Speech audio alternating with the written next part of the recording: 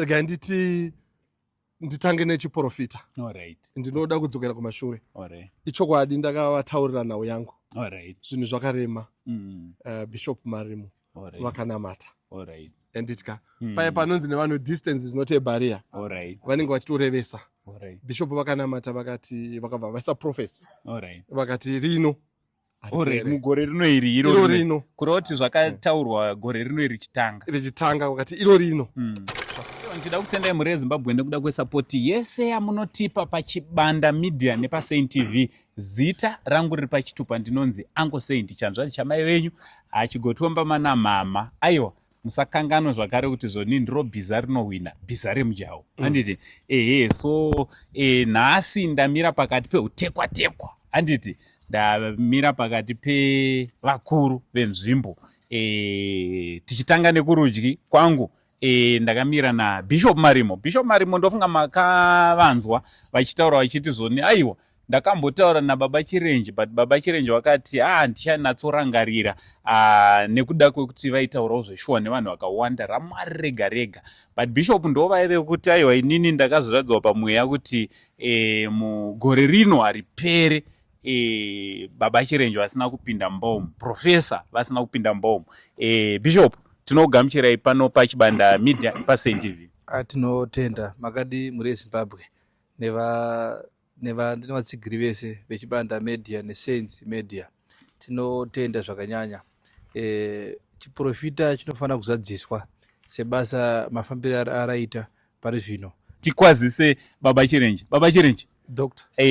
Makasimba here Professor. Aiwa ndakasimba. Handiti. Ndiri mutano uyezve ndinonzwa kumanyuku-nyuku. Ndinonzwa kufara. Ndimanga musiri kudya breakfast yapinda here breakfast zvanhasi kana kuti haisati yakupinda?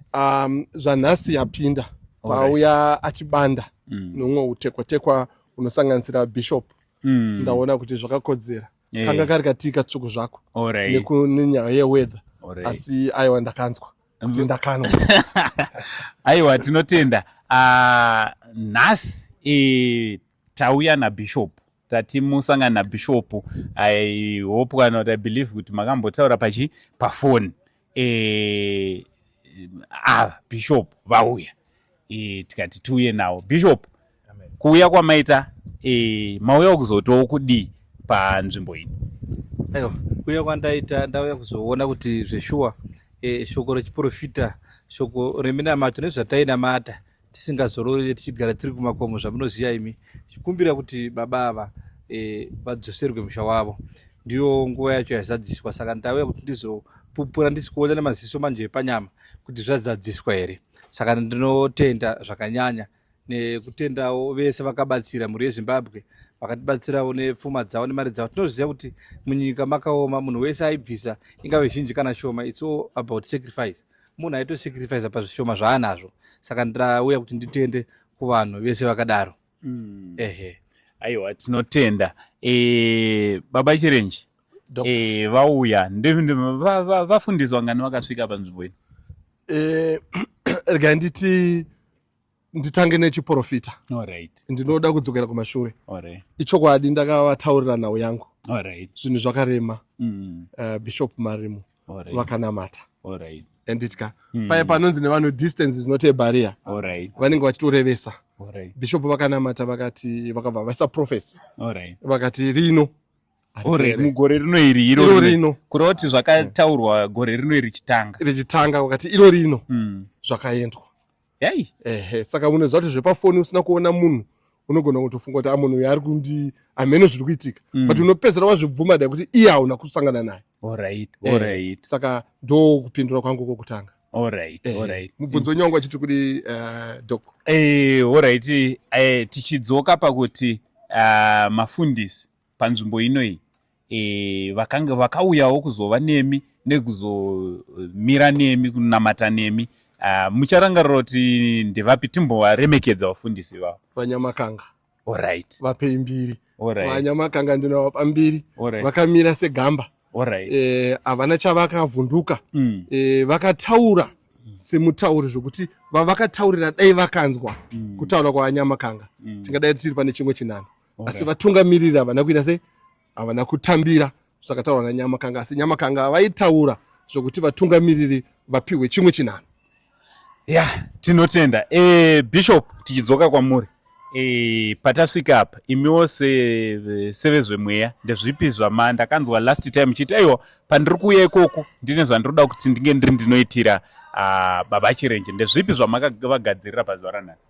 Aiwa, patayo panoda kuti tirumbidze Mwari nekuda kwebasa radii, nekuda kwebasa raaita.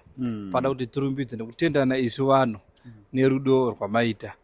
Chipo changu handizive kuti muda kuti ndichibvise pano pamhepo kana kuti asi ndoda kuti nditende zvakanyanya kunyanya kudza Mwari mai chibanda rubikiro Baba Chibanda kuti vaite basa. Pasina izvozvo dai pasina ari kuti tepenyurira. Saka vari kumba ikoko mai chibanda vanofanira kutotendwawo nekuti vari kuita basa rakanaka. Mukuona kuti baba totendawo mai Dhoku kwavari namai Dhoku kwavari ikoko. Saka ndoda kutenda mai Chirenje dambudziko rakasangana nemhuri iyi. Dai mai Chirenje vangasina kushinga 5 years vachigara umu, vasina kunge vari vasangana nedambudziko, vasina kunge vakwanisa kupinda mumusha wavo, dai anga ari munhu asina kumira nababa ava, imwe nguva vaigona kutosiya murume wavo Baba Chirenje. Asi mai Chirenje vakamira vakati kunyange zvakaoma sei vakaramba vakamira nemurume wavo, kunyange vane macharenji vasangana mainaya nemvura, zvaunzi chero nenyoka dzaipinda nemadzvenyu nemarise, asi vakaramba vakamira nemurume wavo kusvika property yaparara, mvura ichinaya, zuva richipisa, vakaramba vakamira nemurume wavo. Saka tinoremekedza amai zvakanyanya naivo baba nekumira kwavo, nekuti vazhinji vanogona kupiwa chiprofita votadza kuremekedza chiprofita, votadza kumirira nguva. Mukuona nguva yakapiwa chiprofita nenguva yese yainamatwa iyi, vari vamwe anotenge ato give up kare, unosara wakunamata wegani, unotozosara wakufonera munhu kuti tapa munamato, tapa stage yakati zviri kufamba sei, munhu anotenge atobva pana Mwari asakwanise kuramba akamirira. Saka nguva yekumirira nguva yaMwari chinhu chakakosha. Ndo mashoko andinawo andira kuti nditende kuti muri yakagona kumirira, yakagona kunzwisisa zvinotaura Mwari. Aiwa, tinotenda nemashoko akanaka. Bishop vanongouya badzi, Bishop vane chipo chavainacho chavati aiwa ndingangofambe chavachapa kuna babani, kuna baba namai Chirenje. Tinoda kutenda nechipo ichocho. Semabhishopu vati aiwa tingachitaure pachena. Hanzi vachazokupai.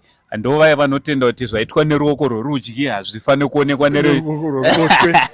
Aiwa, tinozvitenda. Vamwe vangazoti aiwa bhishopu havana zvavadii, aiwa vane chipo chavo chavachadi chavauya nacho. Ini vakatondizivisa kuti aiwa handisi kuuya kwangu hakunini kutongouya, but kuuya kwekuti ndizosiyirawo chipo changu. Chida kutenda. So muri yeZimbabwe ndichida kutendai nebasa rese ramuri kubata nekumira kwamuri kuita na Baba Chirenje. Mwari wemasimba ose, Mwari wekudenga, Mwari wenyasha zhinji vakuitire zvakanaka. Tichizonoti Ebenezer, padhuze kuti titi Ebenezer baba. Mazuva acho naswedera, nhasi tasarwa nemazuva mangani? Imi ndimi muri kumashure. Isusu pangosvika Bishop tava tatoti Ebenezer. Zvabva zvatoita. Zvabva zvatoendwa.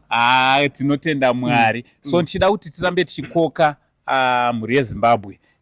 Munogona kuvakoka zvakare baba nokuda kwemutambo watinawo. Aiwa, tinokutendai. Kazhinji katinotanga taisa maoko. Ngatiise maoko. Aiwa, tinokutendai mhuri yeZimbabwe nepamatisvitsa. Tiri tega taizvigona. Asi nekuda kwenyu aiwa matisvitsa pakachana parefu. Tinokutendai mufaro wega wega.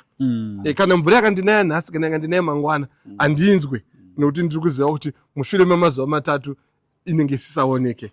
Paive panotaurwa nevafundisi kuti these Egyptians you see today, you shall see them no more. Amen. I am about to see them no more. Amen. Asi regai ndingoramba ndichikukokai. Ndiri kukoka munhu wese baba wandakachirika, wandakatsikira madomasi, wandakaitira zvakanaka. Ndiri kuti munhu wese chiitiko ichi ndichenyu, hachisi changu. Munhu wese ngaauye, ngatiuye kunyange mvura yakanaya. Aiwa, kainonaya ichizomira, ngatinaiwe zvedu tiripo tichifara nekupembera pamwe chete, nekuti musha uyu ndewedu tose. Semataurira ndogara ndichiita kuti kana mune shumba aChirenje havazopinda vega na permanent sec. Tinonorumwa, tinotoda imi kuti tipinde pamwe chete. Saka ndiri kukukokai hama dzangu, shamwari dzangu, vafundisi vangu, vatungamiriri vangu, munhu wese ndiri kumukoka pasazowana anoti ndasiwa enditka hama dzangu ndadzikoka kuti veukama unozonzwa unzi una kunditaura nezita aiwa nhasi handisi kutaura nemazita ndiri kukutaurai mese kuti hama dzangu uyai tizopembera nekufara pamwe chete musi wemugovera inenge iri 22 November ndio pachavhurwa mikova izviri official. Hapana chokutya. Chief vakagadzirira chokutya chinenge chiripo, Doc vakagadzirira chokunwa chinenge chiripo, saka hapana chokutya. Kungouya nokufara, mongodzokera nokufara. Saka ndinokukokai, ndinokudanai mose mose, nokukutendai. Mwari vakuitirei zvakanaka. Tinotenda nemashoko makuru atasirwa naProfesa Bishop. Shoko renyu rimwe chete guru ramungada kusira muri Zimbabwe. Shoko randingada kusira muri Zimbabwe nderekutenda Zimbabwe kune vakabatsirawo nezvipo zvavo. Then kuside kwedu kwemweya turikuti kana kune vanenge vane zvinenge zvichivatambudza, vane zvinovaremera, musakurumbidze masviba moyo nekuti mhinduro inenge iriko. Ukaudzwa zvaudzwa nemunhu womweya, vimba pazviri, namata pazviri, Mwari anokuitira chinhu chakanaka. Amen. Aiwa, tinotenda, hanzi tisaure moyo nekuti dai baba Chirenje vakaura moyo tisina kusvika patasvitswa nhasi. Mwari wekudenga, Mwari wenyasha zhinji vachikuitirai zvakanaka. Aiwa, zita rangu riri pachitupa ndichinzi ini Uncle Saint kana Sekuru Saint Chigotwe, mbama namai venyu. Ngatisanganei zvakare pamavidhio anoteera. Ndichida kungoti big shout out kuna Chibanda Media, kuna Chief Chibanda vakatibatira mushini for now. It's much love and God bless you all.